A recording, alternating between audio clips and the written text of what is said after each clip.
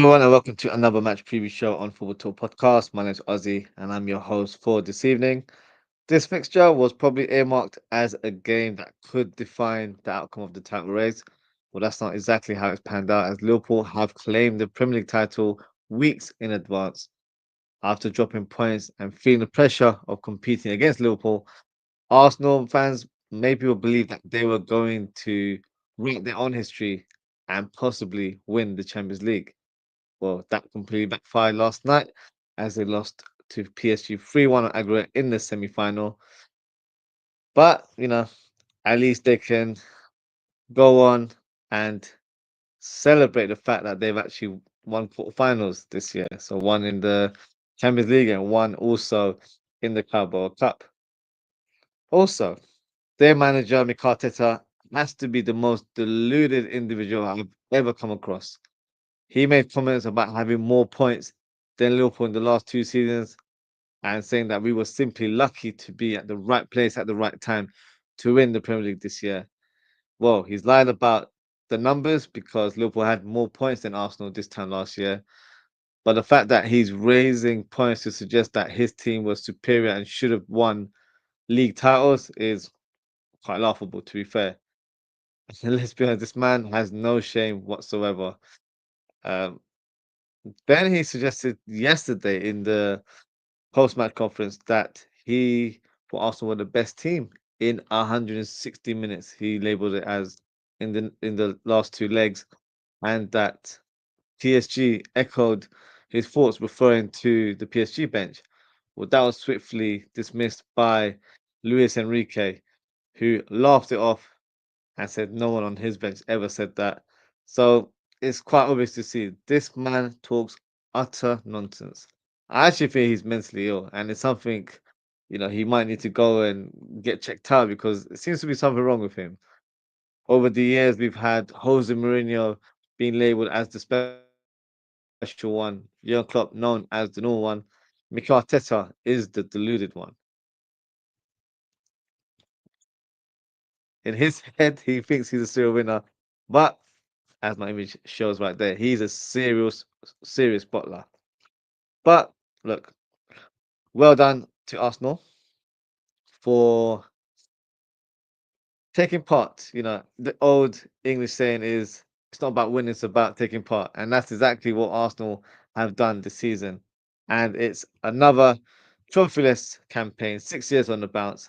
Now, some fans from Arsenal are suggesting that his time could be up. I completely disagree. His time is now, and long may it continue. I hope he's awarded with a new contract in the near future. I would like to say they're on the verge of possibly claiming a three-peat in regards to finishing second in the league, but that's not even guaranteed at the minute because you've got teams like Man City who have picked up some form in recent weeks.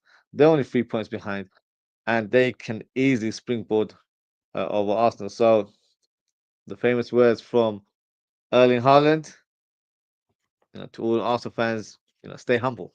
But all jokes aside, uh, this game should be an interesting one this Sunday. But before the game begins, Arsenal will be giving Liverpool a guard of honor. And look, guys, I can already picture it in terms of how that's going to happen. The Liverpool players will walk onto the pitch, and Martin Odegaard finally makes use of his skill set, and that is by taking some pictures. So it should be a joyous occasion and one that will be remembered as it's as close as Arsenal fans will get to seeing some champions.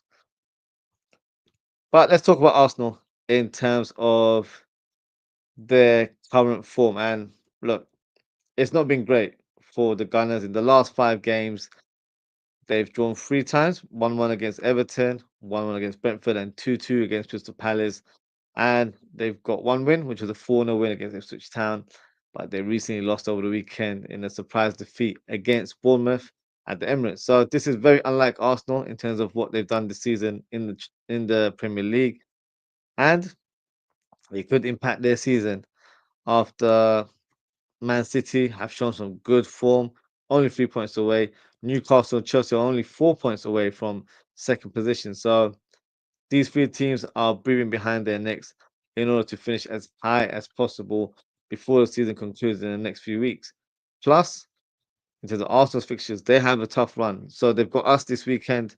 Then they face Newcastle, which of course will be a very difficult game. It's a game that they've lost twice in 2 legs in the Carabao Cup semi-final. Sorry for reminding Arsenal fans there. And they also face Southampton on the last day, which should be a routine win. So for Arsenal, there's no guarantee that they will finish in second place, and they'll need to make sure that they get something from this game in order to avoid slipping up, or should I say, slipping down the table. Liverpool, on the other hand, seemed to be a bit drunk and merry last weekend at Chelsea, and ended up gifting the Blues a win there. So I hope Arne Slot ditches the idea of rotating the squad and you know giving some people chances. Case's made his fifth appearance now, so he's got his medal. So job done there. Let's go this weekend and play the strongest lineup to add more misery to Arsenal and their fans. So moving on, let's present the team news in regards to this fixture. So for Liverpool, of course, everyone will be familiar with this breaking news a few days ago. Trent Alexander-Arnold has confirmed that he will be leaving Liverpool at the end of the season. So for me, he should not be taking any part in these upcoming fixtures whatsoever. Some fans may disagree and will suggest that he's still a local player, so he should participate. For me, I wouldn't even have him in the squad. I think he needs to be, let out in terms of being involved in any first team action and let other players get game time, even if it's players that aren't used to playing at right back. We've got to think about the players that are committed to the club, not someone that's announced that they're leaving and have done it in a very odd time as well, because he's not said a word all season, but he's decided to do it after the Chelsea game. So just wait until end of the season or after the parade, because now people aren't even welcoming him to be on the bus for the parade. So I think he shot himself on the foot in terms of the timing of that announcement. I think the writing was on the wall that he was going to leave for Real Madrid, but it's how you carry yourself and how you conduct yourself in terms of communicating with the fans. He says he's one of us, but he hasn't shown that in recent times. So for me, he should not be involved in this next game. In terms of other players, of course, Tyler Morton's still out with a shoulder injury, so he's a long-term absentee. In terms of Joe Gomez, also did mention that he is, you know, training to some sort, maybe some light training, but I'm not too sure in terms of how far he is in his recovery from injury. But I'm sure we'll get confirmation tomorrow from Arsenal in the press conference. In regards to Arsenal, the players that are on the sideline are Gabriel, Tamiosu, Havertz, and Gabriel Jesus, who aren't available for this fixture. So what we'll do now is we will present a graphic to present the lineups. Uh, we'll start with the OA team, and then we'll go through to see who I think could start in this fixture. So in terms of Arsenal, of course, in terms of the goalkeeper, there's only going to be one person, and that is going to be Raya. So let me add him to the team. And then at right back will be quite interesting because in the last fixture, Timber played. And I think Timber's actually a good player, really good in terms of one-on-one duels. Whether he stays in the team remains to be seen, as Ben White is now available as well. So could we see the return of Ben White? Possibly. Um, I think he might start in this one. So I'm going to go for Ben White to start against Liverpool this weekend. So let me put him in the team there. In terms of the centre back position, of course, Gabriel has not been available, so it will be Saliba.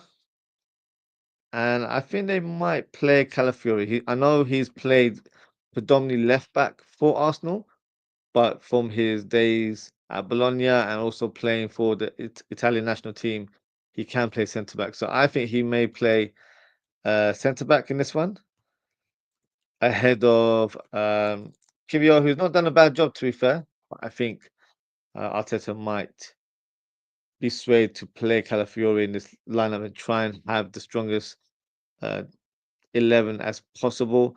And Lewis Skelly remains in the lineup playing as a left back.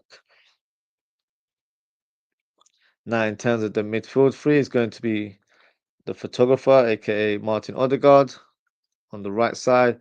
You got Declan Rice on the left, and you got Thomas Partey, who was pretty awful in the last fixture against PSG. So, yeah, it'll be interesting to see how he performs in this game. Due to Havertz and Jesus not being available, Marino will continue to be a makeshift striker. And you've got misfiring Martinelli playing on the left-hand side.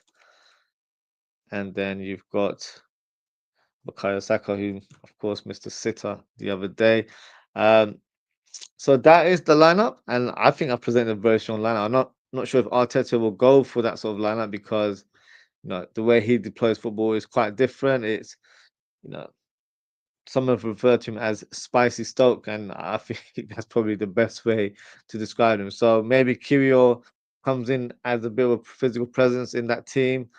Um, in terms of other options that they have, Trossard could be someone that actually starts in this game up top rather than going with Marino. You've got Nwaneri as well, but of course he's not going to start ahead of Bukayo Saka. You've got Raheem Sterling, who's barely been involved, and quite frankly, I'm not sure why he even joined the club. He's hardly played this season. Jorginho could be an option, but I'm not sure if he'll be suited for this game. He could replace Partey, who didn't have a great game the other day. Then you've got experience in Zinchenko and Tierney available as well. So a lot of solid first teamers that can easily come in and play in this team. But I'm going to predict for this line. I think Arteta, he's going to try and go as strong as possible and try and give the fans, something to cheer about because it's been an abysmal week for them, regardless of what he says out loud. Because if he genuinely believes what he says in press conferences, then honestly, I think there's something wrong with him. Delusion to a completely different level. But that is the lineup I'm going for. Drop a comment and let me know what you guys think. So let's move on and present a graphic for the Liverpool starting 11. So last week, a lot of makeshift um, changes made to lineup 6 in total.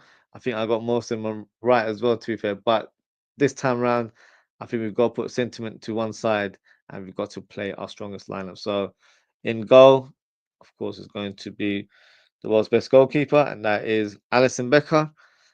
And on the right hand side, it will certainly not be Trent Alexander-Arnold. I'm going to go for Connor Bradley. And on the left side, I'm going for Robertson. And in centre back pairing, I will go with Van Dijk and Ibu Kanate. Oops, there you go. And in the double pivot, of course, it's going to be our normal duo in Gravenberch and McAllister.